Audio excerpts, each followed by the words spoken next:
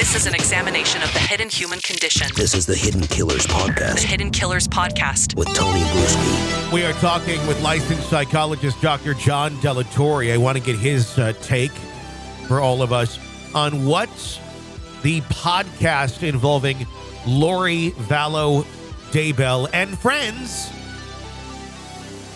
is meaning to him, what it sounded like, what is the psychological takeaway from everything that they were discussing in that podcast that was played back to the court just the other day. John? I mean, it's once again, what I heard was just believers, right? What I heard was just the them spreading their beliefs about how the world is and how they need to be in the world in order to make it whatever they believe to be a good place.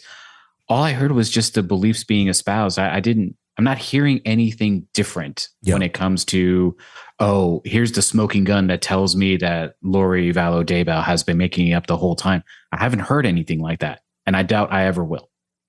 That Lori Daybell has been making it. What do you mean by that? That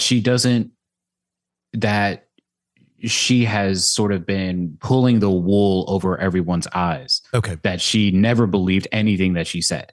Sure. I don't believe that. I think she's always believed it to a point, and then became so enraptured by it that it started becoming her world. I don't view her as this highly manipulative, chess master, mastermind, criminal mastermind. I don't believe that about her. Mm-hmm. There's nothing to suggest that she is that person, because here's the thing is that we're talking about, what about Chad and Alex? Well, those are two people, right? Sure. Those are two people. One was a family member who I guess devoted his entire life to protecting Lori, and the other one, is being coerced and manipulated, and he's also doing coercion and manipulation back. So it's not like she developed this huge, following of individuals. Yeah. These people were challenging the Lori and Chad sort of control, but they were getting so washed up in we're trying to do good that's what it was.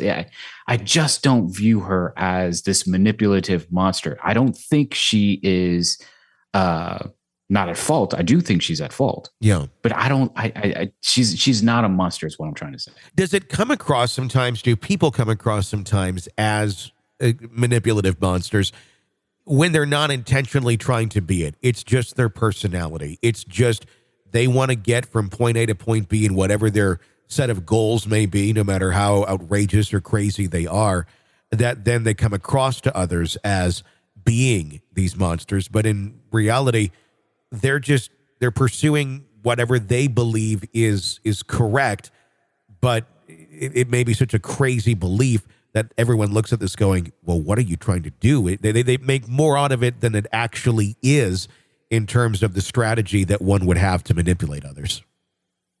I think that's half of it. I think the other half is us, right? The other half is this idea that people are strange when they are strangers, right? As the song goes. Sure. It's this curious thing where if we don't understand why someone would do the things or why someone would believe the things that they do or believe, we view them as an other. We view them as being outside of what we view, right? We as the outsiders as normal, and we have to put a name to that. We have to be able to make sense of it in our own mind, neglecting the fact that we're complex as an individual. So then someone else should be complex too, but we can't wrap our mind around it. So yes, it is part that the individual can present themselves in some way. But the other part is that we're judging people to be something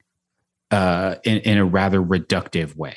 Sure. We're always searching for the answers. We're trying to figure out why someone is doing what they're doing.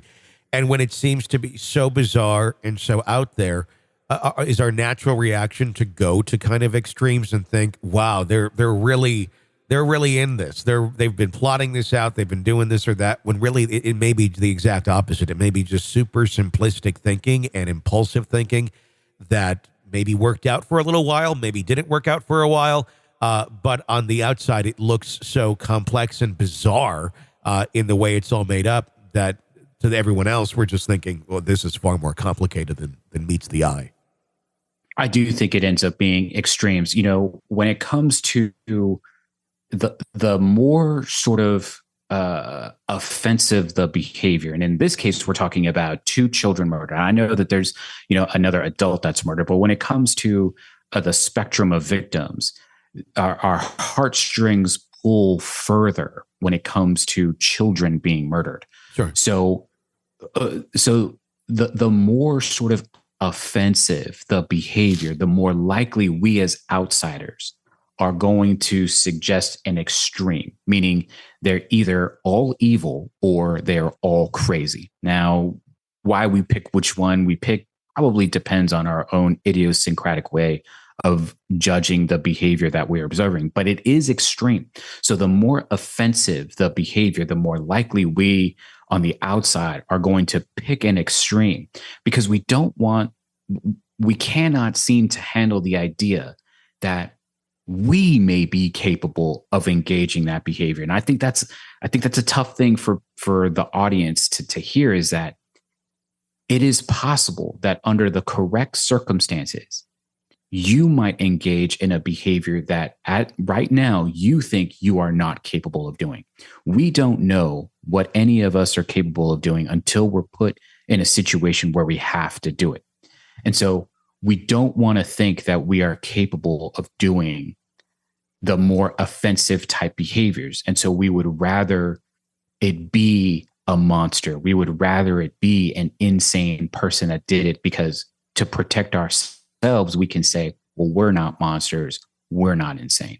This is an examination of the hidden human condition. This is the Hidden Killers Podcast with Tony Bruschi. Dr. John Delatore, thank you for your insight into the case. We greatly appreciate it. If you want to weigh in on anything we're talking about, we got a phone number for you.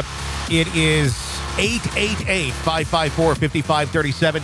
Easier remembered as 888-5-KILLER. Go ahead and check that out. I'm Tony Bruschi. Stay with us.